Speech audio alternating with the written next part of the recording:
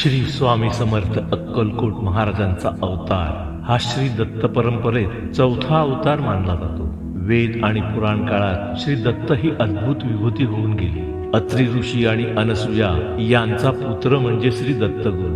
ऐतिहासिक दृष्टीने पाहता दत्त परंपरेतील पहिले सत्पुरुष म्हणजे श्रीपाद श्रीवल्लभ। पूर्वेकडील प्रांतात पिठापूर येथे 14व्या शतकात त्यांचा जन्म झाला। त्यांनी आपला अवतार संपविताना पुन्हा भेटेन असे अभिवचन भक्तांना दिले आणि त्याचप्रमाणे तेच पुढे नृसिंह सरस्वती या नावाने कारंजा नगर येथे जन्मास आले।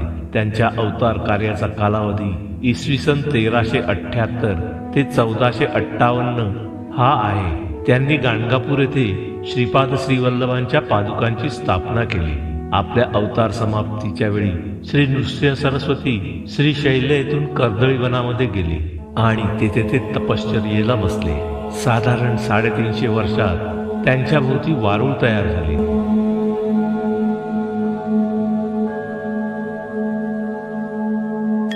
एके दिवशी एक लाकूड तोडताना त्याचा घाव चुकला आणि तो वारुळावर पडला।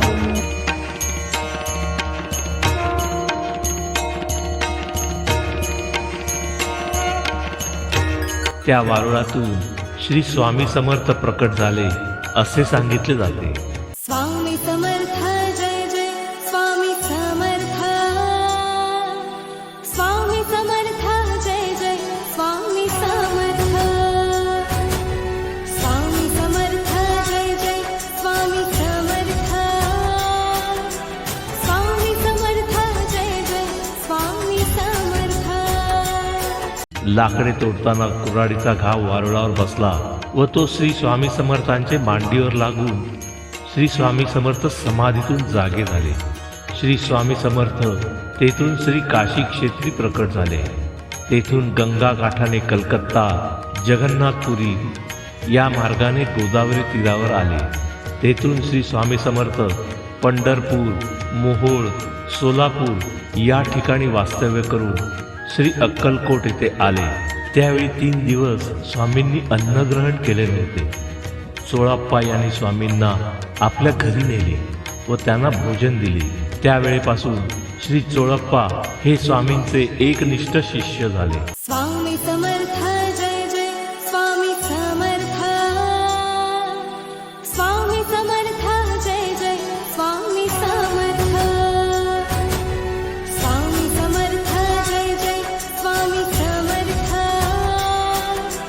स्वामी समर्थ जय जय स्वामी समर्थ।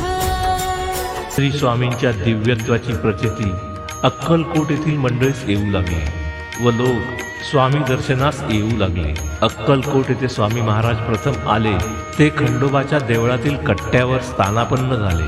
तेथून पुढे वटवृक्षाखाली येऊन त्यांनी तपसाधना केली। बालोन्मत पिशाच्य वृत्तीचे ते सिद्ध पुरुष होते। आपल्या वास्तव्यात त्यांनी अनेकविध चमत्कार केले। राजापासून रंकापर्यंत अनेकांवर प्रेमाचा वर्षाव केला। श्री स्वामी समर्थांची कांती दिव्य तेजपुंज होती। शरीराचा वर्ण गोरा होता। ते अजानुबाहू होते। स्वामींनी संपूर्ण भारत देशात सर्वत्र भ्रमण करून ते अक्कलकोट या ठिकाणी आले आणि शेवटपर्यंत तेथेच राहिले।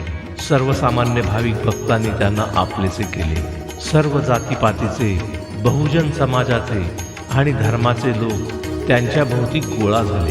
त्यांचे बाह्य आचरण काही वेळा बालक भावाचे तर काही वेळा अतिशय रुद्र असे होते। त्यांनी अनेकांचा अहंकार दूर केला, अनेकांना सन्मार्गाला लावले।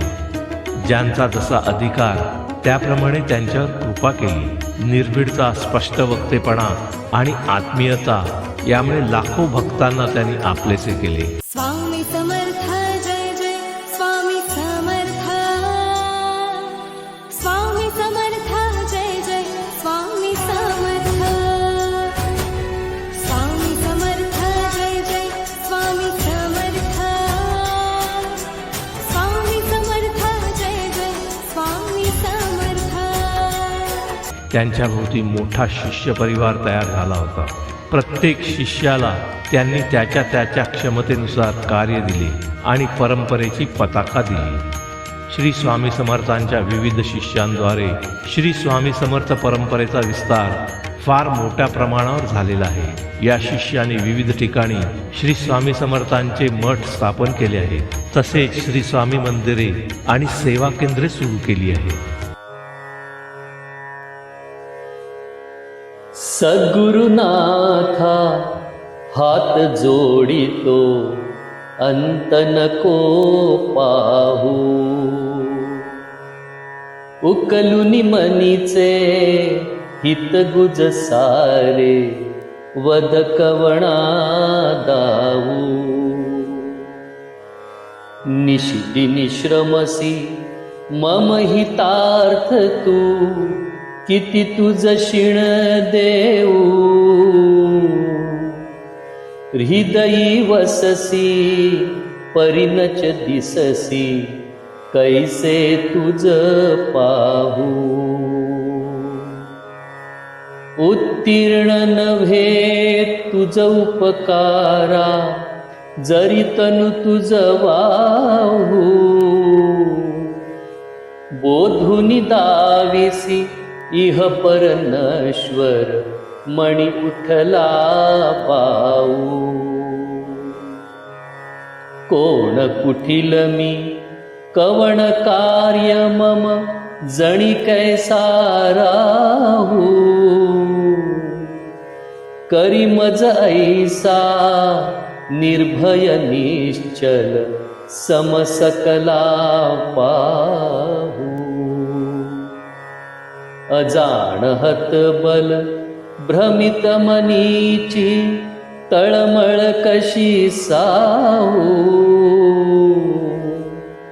निरसुनी माया दावी अनुभव, प्रचिती नको पाहू,